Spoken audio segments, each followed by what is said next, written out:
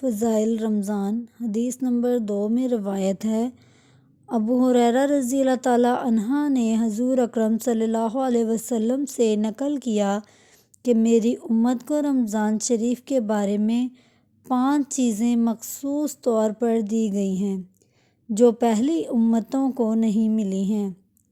Number 1 یہ کہ ان کے منہ کی بدبو اللہ کے نزدیک مشک سے زیادہ پسندیدہ ہے۔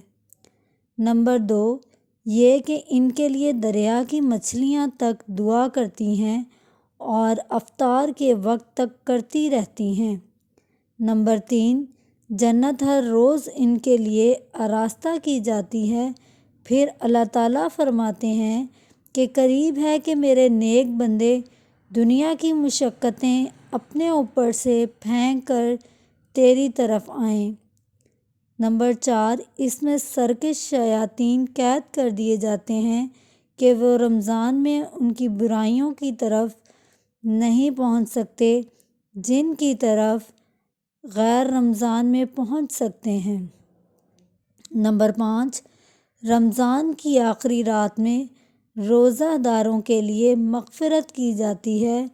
صحابہ رضی اللہ تعالیٰ عنہم نے عرض کیا کہ یہ شب مغفرت شب قدر ہے؟ فرمایا نہیں، بلکہ دستور یہ ہے کہ مزدور کو کام ختم ہونے کے وقت مزدوری دے دی جاتی ہے۔ تشریح: نبی کریم صلی اللہ علیہ وسلم نے اس حدیث پاک میں 5 خصوصیتیں ارشاد فرمائی ہیں جو اس امت کے لیے اللہ تعالیٰ کی طرف سے مخصوص انعام ہوئیں اور پہلی امت کے روزے داروں کو مرحمت نہیں ہوئیں۔ کاش ہمیں اس نعمت کی قدر ہوتی اور ان خصوصی عطایا کے حصول کی کوشش کرتے۔ اول خصوصیت یہ کہ روزے دار کی منہ کی بدبو بھوک کی حالت میں ہو جاتی ہے۔ اللہ تعالیٰ کے نزدیک مشک سے بھی زیادہ پسندیدہ ہے۔ شرح حدیث کے اس لفظ کے مطلب میں 8 قول ہیں جن کو موطا کی شرح میں بندہ مفصل نقل کر چکا ہے۔ دیگر بندہ کے نزدیک ان میں سے 3 قول رائج ہیں۔ اول یہ کہ اللہ تعالیٰ آخرت میں اس بدبو کا بدلہ ثواب خوشبو سے عطا فرمائیں گے جو مشک سے زیادہ عمدہ اور دماغ پرور ہوگی۔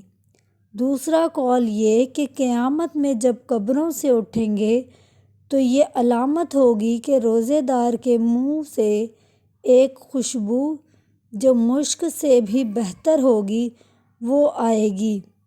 تیسرا مطلب جو بندے کی ناقص رائے میں ان دونوں سے اچھا ہے وہ یہ کہ دنیا ہی میں اللہ کے نزدیک اس بو کی قدر مشک کی خوشبو سے زیادہ پسندیدہ ہے۔ دوسری خصوصیت مچھلیوں کے استغفار کی نیکی ہے۔ اس سے مقصود کثرت سے دعا کرنے والوں کا بیان ہے۔ متعدد روایات میں یہ مضمون وارد ہوا ہے۔ بعض روایات میں یہ کہ ملائکہ اس کے لیے استغفار کرتے ہیں۔ تیسری خصوصیت جنت کا مزین ہوتا ہے۔ یہ بھی بہت سی روایات میں وارد ہوا ہے۔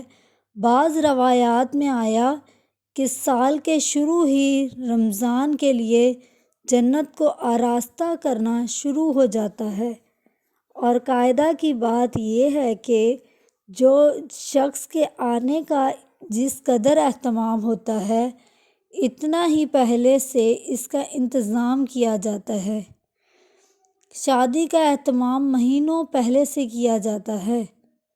چوتھی خصوصیت سرکش شیاطین کا قید ہو جاتا ہے جس کی وجہ سے ماضی کا زور کم ہو جاتا ہے۔ رمضان المبارک میں رحمت کے جوش اور عبادت کی کثرت کا متقاضی یہ تھا کہ شیاطین بہکانے میں بہت ہی انتھک کوشش کرتے اور ایڑی چوٹی کا زور ختم کر دیتے، اور اس وجہ سے معاصی کی کثرت اس مہینے میں اتنی ہو جاتی کہ حد سے زیادہ، لیکن باوجود اس کے یہ مشاہدہ ہے کہ مجموعی طور سے گناہوں میں بہت کمی ہو جاتی ہے۔ پانچویں خصوصیت یہ ہے کہ رمضان المبارک کی آخری رات میں سب روزے داروں کی مغفرت کر دی جاتی ہے۔ یہ مضمون پہلی روایت میں بھی گزر چکا ہے۔